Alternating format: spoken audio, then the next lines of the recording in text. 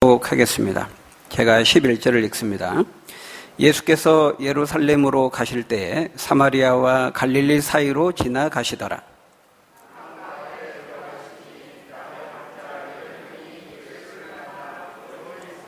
소리를 높여 이르되 예수 선생님이여 우리를 불쌍히 여기소서 하거늘.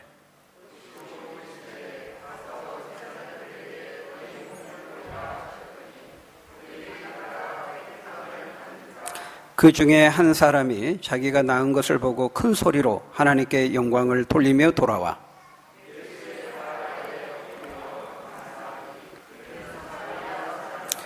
예수께서 대답하여 이르시되 10사람이 다 깨끗함을 받지 아니하였느냐? 그 9은 어디 있느냐?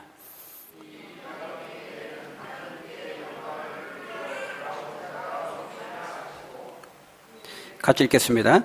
그에게 이르시되 일어나 가라. 내 믿음이 너를 구원하였느니라 하시더라. 아멘. 하나님께서 우리가 읽은 오늘 본문을 통해서 우리에게 주시는 말씀은 무엇입니까? 참된 믿음이라는 것은 반드시 그 은혜에 대한 감사와 감격을 수반한다라는 것입니다. 오늘 본문 11절에 보니까 예수님과 제자들이 예루살렘으로 가실 때 사마리아와 갈릴리 사이에 있는 한 마을에 들어가게 되죠. 그때 누구를 만납니까? 10명의 나병 환자를 만나게 됩니다. 이 나병이라는 것은 옛날에는 문둥병이라고 좀 부정적으로 그렇게 많이 불렸던 병이죠. 이 문둥병, 이 나병은 일종의 만성 전염병입니다. 몸속에 이 나균이라고 하는 그 세균의 활동으로 인해서 코나 입이나 뺨이나 귀나 우리 얼굴 전체를 썩어 문드러지게 하죠. 얼굴의 그 모양 전체를 훼손시키는 그런 무서운 질병이었습니다. 손이나 다리나 이런 관절을 녹여가지고 손가락이 이제 잘려 나가게 하는, 그러면서도 바늘로 찔러도 이제 본인은 정작 아무런 감각을 느끼지 못하는 그런 질병이었죠. 근데 무엇보다 무서운 것은 이게 이제 다른 사람을 감염시키는 전염병이었다라는 것입니다. 그래서 거기 12절에 보면은 이 나병 환자들이 예수를 만나 거기 보니까 멀리 서서 소리를 높여 말하고 있는 것을 볼 수 있습니다. 왜 멀리 서서 소리를 높여서 큰 소리로 말하고 있을까요? 그것은 이들이 다른 사람들에게 가까이 다가가면 안 되었기 때문이었습니다. 구약성경 레위기 13장 45절에서 46절에 보면 나병 환자는 옷을 찢고 머리를 풀며 윗입술을 가리고 외치기를 부정하다 부정하다 할 것이요 병 있는 날 동안은 늘 부정할 것이라. 그가 부정한즉 혼자 살되 진영 밖에서 살지니라. 이렇게 말씀하고 있습니다. 그러니까 이 나병 환자들은 사람들을 자신들이 지나쳐 가야 할 때나 다른 사람들이 자신에게 이렇게 다가올 때, 모르고 다가올 때 먼저 큰 소리로 신호를 보내야 했습니다. 호이 호이 부정하다 부정하다 이렇게 상대방이 알 수 있도록 여기 나병 환자가 있습니다. 저는 나병 환자입니다. 이렇게 저는 부정합니다. 이렇게 큰 소리로 상대방에게 신호를 보내줘서 가까이 다가오지 못하도록 그렇게 해야 됐다는 것이죠.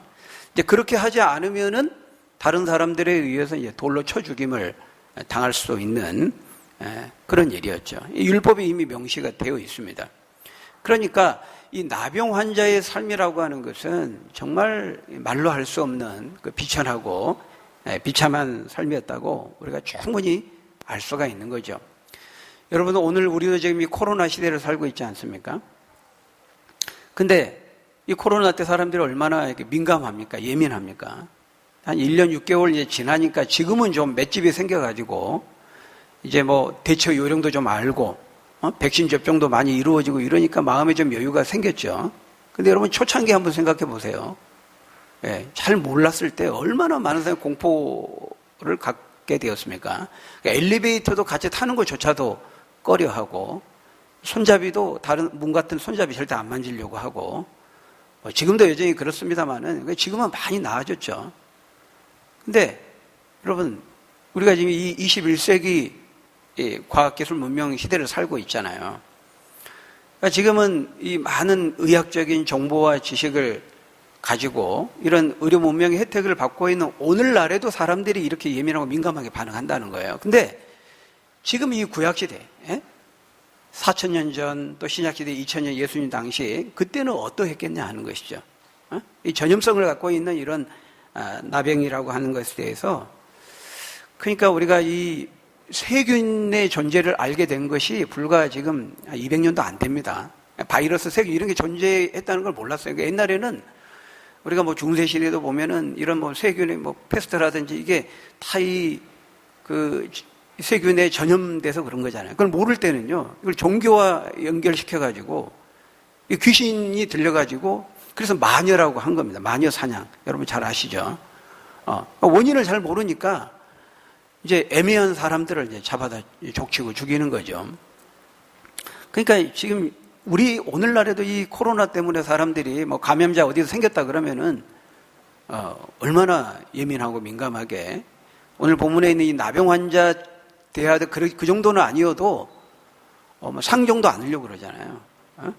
뭐 벌레 취급하듯이 사실 오늘날에도 이 정도면은요 2000년 전, 4000년 전 아무런 약도 없고 뭐 정보도 없는 그 시대에는 얼마나 사람들이 이 나병 환자를 어떻게 대했는지 우리가 충분히 미루어 볼 수가 있는 것이죠. 그래서 여기 있는 말씀처럼 그래서 이 나병 환자들은 이스라엘 공동체 안에 같이 거주할 수가 없었습니다. 같이 살 수가 없었고 진영 밖에서 따로 혼자 살아야 했던 것이죠.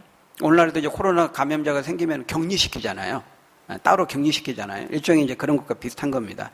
그래서 오늘날에는 우리가 격리돼도 좋은 격리시설에서 그 의료진의 그런 치료와 간호의 돌봄을 받으면서 격리가 되지만은 이때는 말이 격리지 그냥 이제 버려지는 겁니다. 그러니까 얼마나 큰 고통 속에 살았는지 그 인생의 그 비참함을 우리가 알 수 있는 것이죠. 여기 보니까 그 수가 10명이라 그랬어요. 그러니까 아마 이 버려진 격리되어 살아가는 사람들이 아마도 이제 소수의 무리를 지어서 살았던 것 같습니다.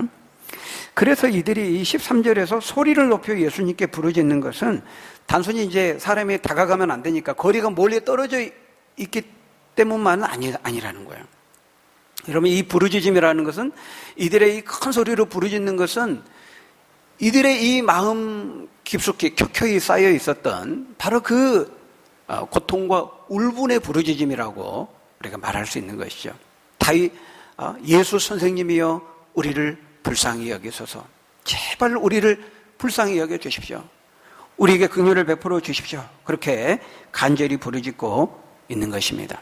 이 부르짖음은 단지 거리가 멀리 떨어져서 안 들려서 큰 소리로 한 것이 아니라 인생의 밑바닥에 처해서 그 고통과 울분의 그 탄식 소리, 그 신음의 외침 소리였던 것입니다.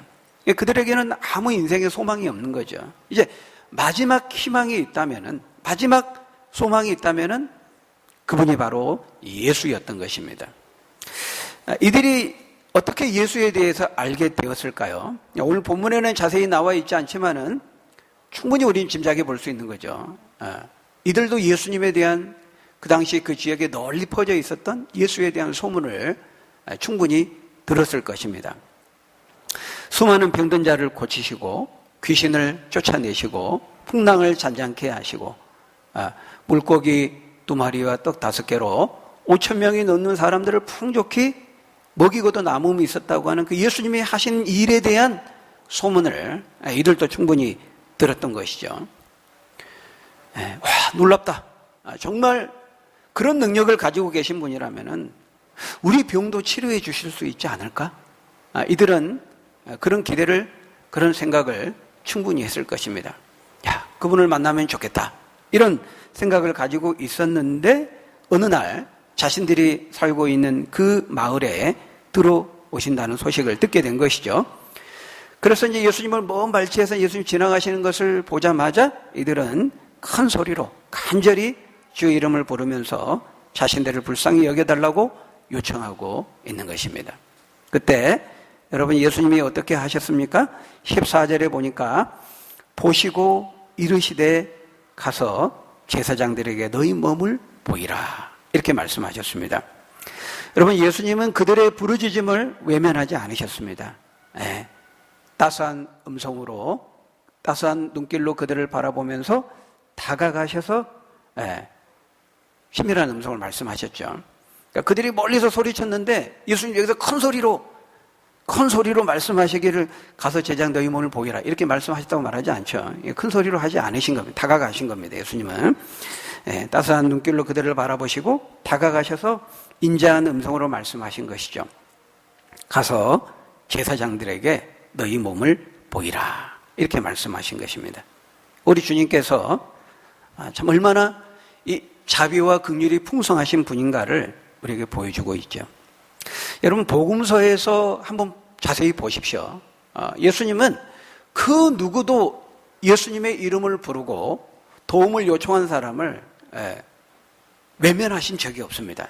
여러분 자세히 보십시오. 그 사람이 남자든 여자든 나이가 많은 자든 젊은이든 건강한 자든 그렇지 않는 자든 가난한 자든 부한 자든 사회적인 지위가 높든지 낮든지 어떤 사람도 예수님에게 말을 걸고 예수님의 도움을 요청할 때요 한 번도 너는 부자니까 안 되고 너는 어떤 한 번도 그렇게 차별하신 적이 없습니다. 다 만나주시고 그들의 사연을 들으시고 그들의 눈에서 눈물을 닦아주시는 것을 우리가 보게 되는데요. 지금 여러분 지금 이들이 주님을 향해서 하고 있는 그 호칭을 보십시오. 13절에 보면은요 예수 선생님이요 이렇게 부르고 있습니다. 랍비라고 부른 거죠. 그러니까 예수님을 어떻게 알고 있는 거예요? 선생님, 일개 많은 선생님 중에 하나 정도로 생각하고 있는 것입니다. 예수님에 대한 온전한 인식을 가지고 있지 못하죠. 바른 믿음을 가지고 있는 것이 아닙니다. 그냥 그 소문을 듣고 혹시라도 이분이 우리의 질병도 좀 치료해 주시지 않을까? 그런 막연한 기대와 불완전한 믿음을 가지고 있었습니다. 엄밀한 의미에서 이들이 가진 믿음은 믿음이라고 할 수 있을지도 몰라요. 지금 이 상태에서는 온전한 참된 믿음이 아니었습니다. 그럼에도 불구하고 우리 예수님께서 얼마나 자비와 긍휼이 풍성하신가를 우리에게 보여주고 있는 것이죠. 예수 선생님이여 우리를 불쌍히 여기소서. 온전하지 못한 믿음과 모습에도 불구하고 주님은 그들의 그 고통의 부르짖음을 외면하지 않으셨습니다. 여러분 바로 우리가 믿는 하나님이 바로 이런 분입니다. 하나님은 많은 우상과 다르다고 그랬죠. 나무와 돌로 이루어진 목속으로 이루어진 아무런 감정이 없는 그런 우상이 아닙니다. 지성과 감정과 의지를 가지시고 우리의 아픔을 느끼시고 아시고 눈물을 흘리시고 아파하시고 또 기뻐하시고 이런 감정을 가지고 계신 인격적인 하나님이시라는 것을 우리에게 말씀하죠. 여러분 성경 여기저기를 살펴보십시오. 하나님은 한나가 아이를 낳지 못해서 괄시와 무시를 당하고 그 고통 가운데 눈물로 하나님의 이름을 부르며 기도했을 때 하나님은 그 눈물의 기도를 들으셨습니다. 여러분 이스라엘의 지도자 모세가 위기를 만나고 문제에 봉착해서 간절히 하나님의 이름을 부르며 기도할 때 또 들으셨습니다. 다윗 역시도 마찬가지죠. 대적들의 그 위기와 그 위협 앞에 또 질병의 고통 앞에 부르짖을 때에도 또 히스기야가 죽을 병에 걸려서 죽을 때 낯을 벽을 향하여서 살려달라고 기도할 때에도 하나님이 역시 그 기도를 들으셨습니다. 여러분 마찬가지죠. 오늘 우리들도 마찬가지입니다. 우리에게도 하나님은 자비와 긍휼이 풍성하신 분이에요. 에레미야 예가 3장 22절에 뭐라고 말씀합니까? 여호와의 인자와 긍휼이 무궁하심으로 우리가 진멸되지 아니함이니이다. 이것이 아침마다 새로우니 주의 성실이 크도소이다 말씀하고 있습니다. 우리가 고통 가운데 문제를 만나서 주의 이름을 부르고 기도하고 부르짖으면 하나님은 우리의 세미한 신음소리까지도 놓치지 않고 들으시는 분이라는 거예요. 에레미야 예가 33장 3절에 보면 뭐라고 말씀합니까? 너희는 내게 부르짖으라. 내가 내게 응답하겠고 너희가 알지 못하는 놀라운 일을 은밀한 일을 너희에게 보이리라. 이렇게 말씀하고 있습니다. 그러게 여러분 어떤 상황 가운데에서도 우리 하나님 믿는 사람들은 절대로 낭망하면 안 되는 것입니다. 나에게 주어진 그 상황과 환경 속에서 그 문제를 통해서 주의 이름을 부르고 주님께 나아가야 하는 것이죠. 다윗의 자손 예수여 나를 불쌍히 여기소서. 그렇게 기도하면 하나님은 반드시 우리의 부르짖음을 들으시고 응답하시는 하나님이시라는 것 여러분 꼭 믿고 하나님의 이름을 부르고 기도하고 응답받는 그 축복을 받으시는 여러분 되시기를 주의 이름으로 간절히 축원합니다. 예, 그런데 여기서 이제 예수님은 말씀하죠. 제사장들에게 가서 네 몸을 보이라 이렇게 말씀합니다. 근데 이 말씀은 우리가 구약의 그 율법을 좀 이해를 해야 우리가 좀 이해가 되는 말씀인데요. 레위기 13장, 14장을 보면은 이 나병에 대한 규례를 쭉 말씀하시는데 나병에 걸린 사람이 이제 치료함을 받았잖아요. 그러면 이제 제사장에게 가서 자기 몸을 보여야 됩니다. 제사장이 일종의 이제 그 당시에 이제 의사 역할도 한 거예요. 그래서 이제 나병이 깨끗이 치료됐다는 것을 이제 제사장이 확인하고 공식적으로 선포를 해줘야 됩니다. 선언을 해, 이 사람 깨끗하다. 이제 그럴 때 다시 가정으로 이스라엘 공동체로 또 일상으로 이제 복귀가 가능해지게 되는 것이죠. 오늘날에도 우리 코로나 확진 판정 받으면 이제 병원에 격리시설로 들어가서 이제 치료를 받은 다음에 이제 마지막에 이제 다 치료가 되면은 마지막 코로나 검사하고 이제 음성 판정이 나와서 이제 의료 당국에서 이제 완치 판정을 내려줘야만 이제 가정으로 일상의 삶으로 복귀하는 것과 같은 것이죠. 그래서 예수님은 지금 제사장에게 가서 네 몸을 보여라 이렇게 말씀하신 거예요. 근데 제사장이 보이기 위해서는 먼저 이제 몸이 깨끗하게 돼야 되잖아요. 치료를 받은 다음에 이제 제사장이 가서 보이는 거거든요. 근데 지금 이 상황은 어떻습니까? 지금 아직 치료가 안 된 상태예요. 예수님이 지금 치료의 구체적인 어떤 행위를 해 주신 게 아닙니다. 우리가 앞에서 누가복음 5장에도 보면은 그 한 명의 그 나병 환자를 예수님 치료해 주신 장면이 나왔었거든요. 예, 우리가 이미 봤습니다. 그렇죠? 예. 눈이 동글동글 언제 그랬나 또 이렇게 좀 하시면 이거 곤란합니다. 누가복음 5장 13절에 보면은 그때 예수님이 그 나병 환자를 치료하실 때는 어떻게 했어요? 몸에 손을 대시고 그 다음에 네가 깨끗함을 받으라 이렇게 말씀으로 선포하셨습니다. 치료해 주셨어요. 즉시 몸이 깨끗하게 되죠. 이런 경우는 그 환자도 즉시 이제 자신의 몸이 이제 문드러진 것이 다 새살이 돋고 회복이 되고 치료함을 받았다는 것이 확인이 됐잖아요. 그럼 이제 가서 제사장이 보이면 되는 겁니다. 근데 지금 오늘 본문의 경우에는 그렇게 하신 게 아니에요. 네. 지금 주님은 뭐 이렇게 앞에 누가복음 5장의 경우처럼 그렇게 하시지 않았어요. 그냥 가서 너희 몸을 제사장에 보이라 이렇게만 말씀하신 것이죠. 어떤 치료의 행위나 말씀도 하시지 않았습니다. 그렇지만 가서 제사장에 내 몸을 보이라 이제 이 말씀 속에는 하나님의 이제 약속이 암시되어 있는 겁니다. 너희가 이제 가서 제사장에 보이러 갈 때 제사장을 만나기 전까지는 너희 몸이 깨끗하게 될 것이다. 이제 이런 이제 약속의 말씀이 이제 암시되어 있는 거죠. 그렇지만은 아직 완전히 치료된 상태에서 가라고 하신 것은 아니라는 거예요. 여러분, 바로 이제 여기서 이제 믿음이 요청되는 겁니다.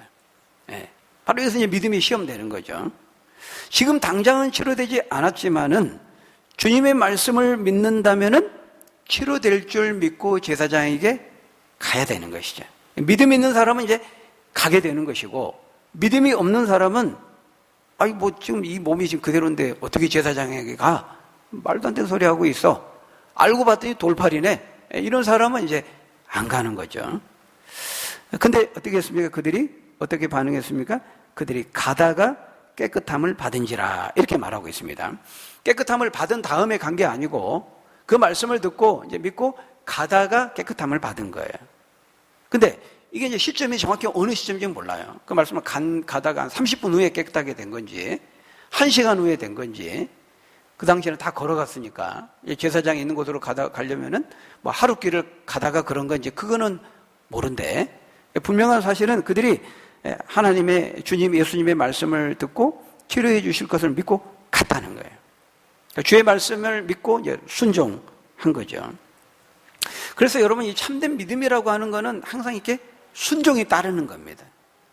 그래서 그 순종은 참된 믿음을 증거한다고 말하는 거죠. 그러니까 여러분 사람이 이렇게 믿으니까 순종이 순종이 가능하게 되는 거죠. 내일 우리 저기 종로 사거리에서 10시에 만나. 그 약속을 이제 믿고 나올 줄 알고 가는 겁니다. 물론 믿음이 그것과 똑같은 것은 아니지만 그 믿음의 한 요소에 그것이 있는 거죠. 네. 그래서 이 믿음이라고 하는 것은 지금 당장 치료되지 않았지만은 지금 당장 눈에 확인이 되지 않고 손에 붙잡힌 바가 된 것이 손으로 만진 바가 되지 않아도 하나님의 약속의 말씀을 믿고 순종하는 것, 하나님의 약속의 말씀을 믿고 가는 것, 이게 믿음이라는 거예요. 믿음이라는 것은 우리 눈으로 확인하고 손으로 만진 바 되고 그런 다음에 받아들인다. 그건 믿음이 아닙니다. 그거는 성경이 말하는 믿음이 아니에요. 히브리서 11장 1절에서도 뭐라고 말씀합니까? 믿음은, 우리 같이 읽어볼까요? 시작. 믿음은 바라는 것들의 실상이요 보이지 않는 것들의 증거니라. 이렇게 말합니다. 아직 잡히지 않았어요. 아직 붙잡지 않았어요. 그런데 이제 붙잡을 것을 믿고 가는 겁니다. 그게 믿음이라는 것이죠. 그래서 성경이 말하는 믿음은 네가 본고로 믿느냐 보지 않고 믿는 자가 복되도다. 지금 당장 안 보이고 손으로 잡히지 않고 지금 바로 확인이 되지 않았지만은 하나님이 하신 말씀이니까 하나님이 하신 약속이니까 반드시 그렇게 될 줄 믿고 신뢰하고 가는 거죠. 이게 믿음입니다. 믿음. 이스라엘 백성들이 광야를 거닐면서 원망하고 불순종한 죄를 짓다가 하나님이 불뱀의 재앙을 내리시죠. 그 불뱀에 물린 사람들이 이제 죽어갈 때 모세가 부르짖으니까 하나님 어떻게 하셨어요? 긴 장대에 노뱀을 만들어서 세워라. 불뱀에 물린 자마다 그 장대에 달린 노뱀을 바라보는 자는 치료함을 받고 살 것이다. 이렇게 말씀했잖아요. 여러분 그때도 어떻게 했습니까? 그걸 본 사람이 있고 안 본 사람이 있는 겁니다. 그 민수기 21장 8절에 보면 그렇게 말씀합니다. 그걸 같이 읽어볼까요? 시작. 여호와께서 모세에게 이르시되 불뱀을 만들어 장대 위에 매달아라. 물린 자마다 그것을 보면 살리라. 여러분 이때도 똑같은 거예요. 아니 지금 뱀에 물려가지고 독 때문에 죽어가고 있는데 아니 그 물린 곳에다가 약초를 발라준다든지 그 위에다가 안수를 하고 기도를 해준다든지 그래야 되는 거지. 아무 관계도 없는 장대에다가 노뱀을 매단다. 그걸 쳐다보면 낫는다고? 아니 말이 되는 소리를 해야지. 그런 사람은 안 쳐다보는 겁니다. 그리고 치료를 받지 못하고 죽는 거죠. 똑같은 겁니다. 믿음을 가진 사람은 그러니까 이게 굉장히 과학적으로 또 합리적으로 보면 좀 말이 안 되는 것 같아요. 눈으로 확인이 안 되고 손으로 붙잡히지 않고 오감과 감각으로 검증이 안 되지만은 하나님이 하신 약속의 말씀이니까 믿고 가는 겁니다. 이게 믿음이라는 거죠. 열왕기하 5장에 보면은 아람 장군 나아만의 얘기가 나옵니다. 이 나아만이라는 사람도 나병에 걸려서 죽어갔죠. 근데 그때 이제 이스라엘에서 포로로 잡아온 그 여자아이 한 명이 있었어요. 그 여자아이한테 이제 듣습니다. 우리 주인님 이렇게 나병에 걸려서 고생하시는데 우리 이스라엘 땅에 유명한 엘리사라는 선지자가 있습니다. 그분이라면은 하나님의 능력으로 이 나병까지도 충분히 치료하실 겁니다. 이 얘기를 들은 거예요. 그래서 이 나아만 장군이 이제 많은 하인들과 선물을 잔뜩 이제 싸가지고 엘리사를 만나러 갑니다. 큰 기대를 가지고 이제 갔는데 엘리사가 나와 보지도 않고 그냥 하인 한 사람 보내가지고 말을 전합니다. 뭐라고 말합니까? 열왕기하 5장 10절에 보니까 그 나병이 치료되려면 저기 요단강에 가서 몸을 7번 씻어라. 그러면 네 살이 회복하여 깨끗하리라. 이렇게 말합니다. 그러니까 나아만이 듣고 열받은 거죠. 욕을 하면서 돌아가려고 하는 거예요. 아니 내가 이 선지자가 용하다고 내가 소문을 듣고 지금 선물을 잔뜩 들고 내가 이제 왔는데 나와보지도 않고 하인 한 명 보내갖고 하는 말이 저기 요단강에 가가지고 7번 씻으면 낫는다고? 아니 우리 아람 땅에는 저 요단강을 비교할 수 없을 정도로 더 크고 더 깨끗하고 더 멋진 강이 얼마나 많은데 고작 나한테 하는 말이 저기서 7번 씻으면 낫는다고? 그러면서 이제 화가 나서 돌아가려고 하죠. 근데 신하들이 그게 뭐가 어렵습니까? 다른 더 어려운 거 하라고 해도 할 건데 그래서 결국 낫게 되죠. 근데 지금 나아만은 그렇게 생각하는 거예요. 저 요단강의 그 수질이 무슨 특효가 있어가지고 낫는다고 말한 것으로 생각한 거죠. 근데 그게 아니라는 겁니다. 요단강을 통해서 이제 강물을 통해서 치료하시는 분은 하나님이시죠. 근데 그렇게 이제 7번 순종하는지, 그러니까 하나님의 약속에 치료하실 것을 믿고 그 믿음의 순종을 하는지를 이제 보려고 이제 하는 것인데, 이제 그걸 모르는 것입니다. 그러니까 그렇게 반응을 한 것이죠. 여러분, 바로 이제 이 믿음이라는 것이 그거라는 거예요. 우리 눈으로 확인하고 손으로 붙잡은 다음에 내가 받아들이겠다? 그건 믿음이 아닙니다.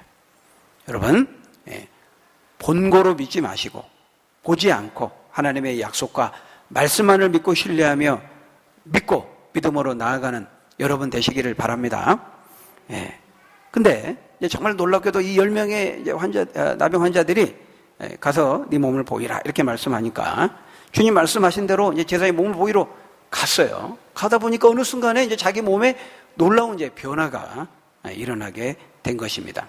순식간에 몸이 깨끗해지고 나병이 떠나가고 치료가 이루어지게 된 것이죠. 그때 15절에 보니까, 우리 15절 16절에 보니까요, 그 중에 한 사람이 자기가 나은 것을 보고 큰 소리로 하나님께 영광을 돌리며 돌아와 예수의 발 아래에 엎드려 감사하니 그는 사마리아 사람이라 이렇게 말합니다. 그러니까 10명의 나병 환자가 다 치료함을 받았는데 그 중에 딱 한 사람, 이 사마리아 사람만 예수께 다시 돌아와서 그 발 아래에 엎드려 감사한 것입니다. 그때 예수님께서 뭐라고 말씀했습니까? 우리 17절부터 19절 같이 읽겠습니다. 시작. 예수께서 대답하여 이르시되 10사람이 다 깨끗함을 받지 아니하였느냐?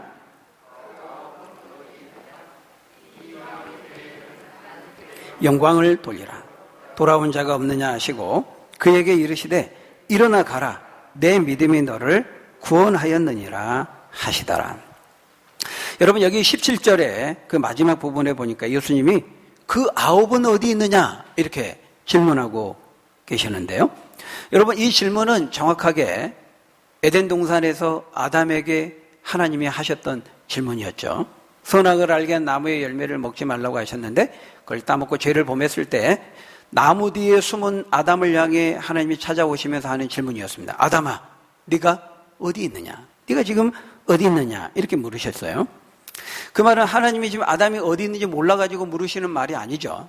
나무 뒤에 숨어 있으니까 하나님이 안 보여가지고 너 어디 있냐? 이렇게 물어본 게 아닙니다. 그건 존재에 대한 물음입니다. 아담이 네가 지금 서 있는, 네가 지금 있어야 될 자리가 지금 어디냐? 너 지금 제대로 서 있느냐? 네가 어찌하여 불순종과 죄의 자리에 서 있느냐? 그게 옳으냐? 그게 맞냐? 너 지금 도대체 어디 있는 거니? 이렇게 질문하신 것이죠. 그런 것처럼 오늘 본문에서 예수님은 나머지 9명도 이 사마리아 사람처럼 왜 너만 여기 와 있네? 그 9명도 지금 있어야 될 자리가 지금 여긴데 그들은 어디 있느냐? 이렇게 질문하신 것이죠. 그러니까 이 10명 가운데 이 사마리아 사람 한 명만 예수님으로부터 받은 그 치료와 구원의 은혜를 알고 감사의 자리로 나오고 있는 것입니다. 그 15절에서 이 사람이 자기가 나은 것을 보고 큰 소리로 하나님께 영광을 돌리며 돌아왔다 이렇게 말하잖아요. 이 돌아옴은 물리적으로 돌아온 것을 말하는 것이 아니라 영적으로도 회심입니다. 회심. 아까 앞에서 예수님의 이름을 부르고 했던 것은 막연한 기대였고 그 소문에 의한 예수님의 그 선생이라고 그랬죠. 예수님이 누구인지를 모르는 겁니다. 그러니까 진정한 믿음이 아닙니다. 그럼에도 불구하고 은혜와 긍휼을 주님께서 베풀어 치료해 주신 것이죠. 근데 이제는 안 겁니다. 예수님이 어떤 분인지를 안 거예요. 그래서 첫 번째 큰 소리로 불렀던 그 큰 소리로 부르짖음과 지금의 이 큰 소리로 하나님의 영광을 부르며 찬양하는 것은 달라요. 차원이 달라졌어요. 첫 번째 큰 소리로 부른 거는 자신의 육신적인 피로를 따라서 호소하는 거죠.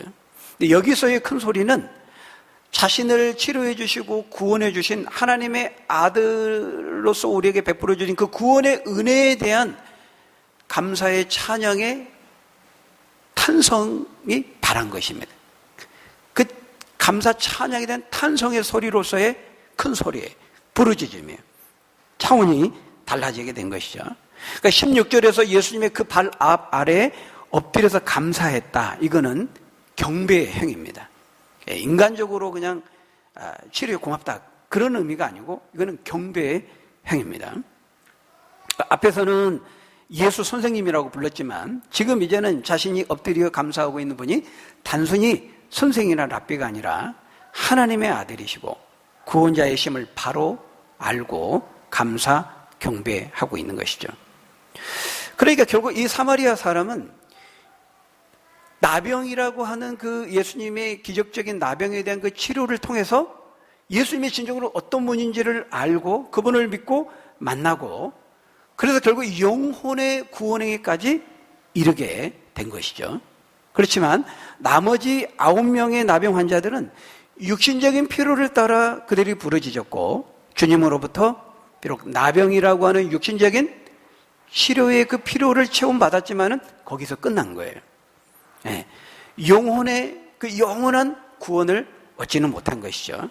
그래서 19절에 보면 예수님이 일어나 가라. 내 믿음이 너를 구원하였느니라 말씀하시면서 오직 이 사람의 믿음만이 참된 믿음임을 선언하고 이 사람을 향해 구원을 선포해 주고 계시는 것을 볼 수가 있는 것이죠.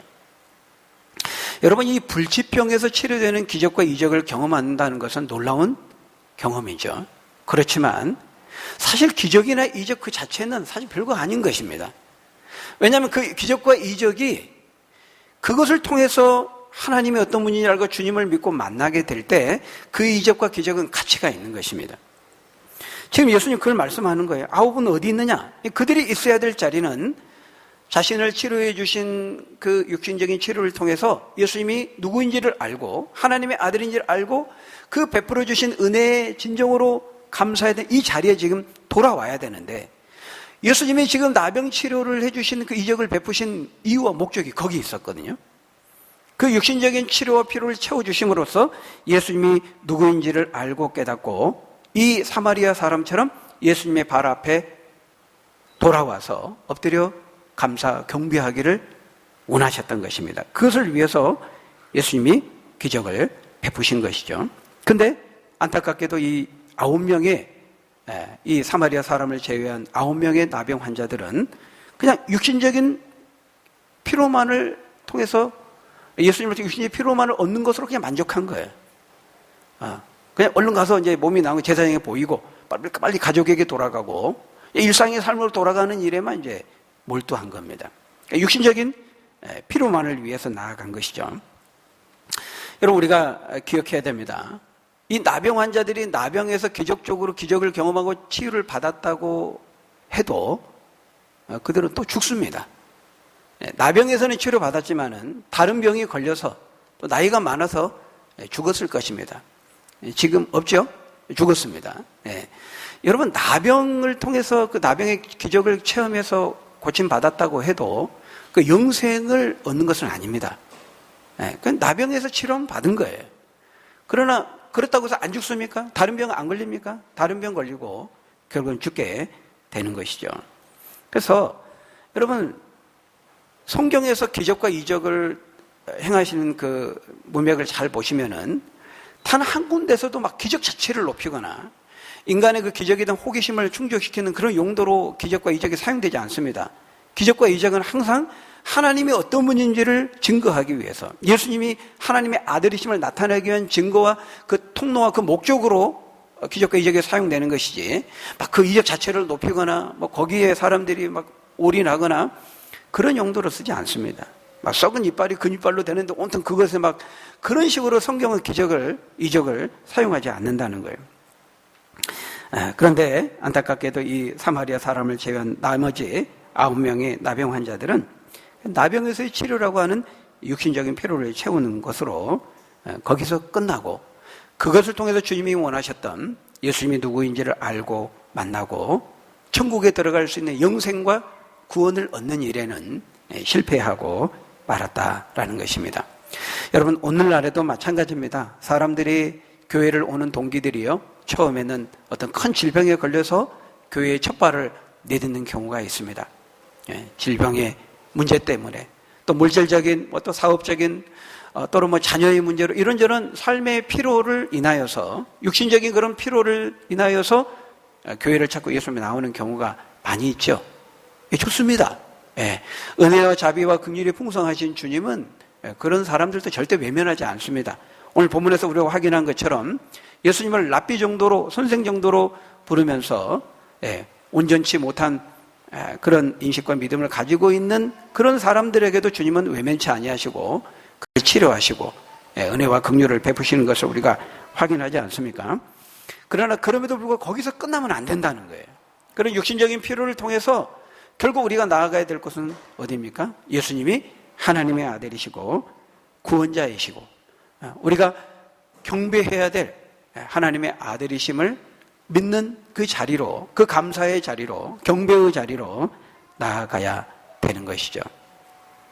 여러분, 참된 믿음에는 이렇게요, 감사가 뒤따릅니다. 참된 믿음에는 십자가의 은혜에 대한 감격이 뒤따르게 되는 것입니다. 여러분 어떻습니까? 내가 가지고 있는 믿음은 참된 믿음 맞습니까? 그렇다면 우리에게 베풀어진 주님의 은혜에 대해서 나는 어떻게 반응하고 있습니까? 바라기는 나에게 베풀어 주신 자격 없는 죄의 늪에 빠져 허우적거리며 배회하며 방황하는 그 죄의 비천한 자리에서 우리를 건지시고 구원해 주신 그 주님의 은혜에 대해서 우리가 감격하고 우리도 큰 소리로 하나님을 찬양하고 그것을 알지 못하는 사람들에게 증거하는 전하는 삶을 살아야 될 것입니다. 오늘 우리에게 베풀어 주신 그 은혜를 깊이 묵상하고 감격함으로 하나님을 찬양하고 주님을 증거하며 살아가는 저희 여러분들이 다 되시기를 예수님의 이름으로 간절히 축원합니다. 기도하겠습니다. 아버지 하나님, 상응할 때와 상응할 때를 꺾지 아니하시고 꺼져가는 심지도 끄지 아니하시는 자비와 긍휼이 풍성하신 아버지 하나님, 우리가 그 하나님을 바르게 알고 온전히 믿고 하나밖에 없는 독생자 예수 그리스도를 통한 하나님의 놀라운 그 희생적인 사랑을 받은 자로서 우리 안에 감사와 감격이 마르지 않게 하시고 늘 감사와 감격 가운데 하나님 찬양하고 또 감사하고 항상 기뻐하고 또 알지 못하는 많은 사람들에게 삶으로 말과 행실로 하나님 증거할 수 있는 우리 믿음의 사람들, 감격이 있는 사람들, 주님의 은혜를 아는 사람들 다 될 수 있도록 하나님 축복해 주옵소서. 예수님의 이름으로 기도합니다. 아멘.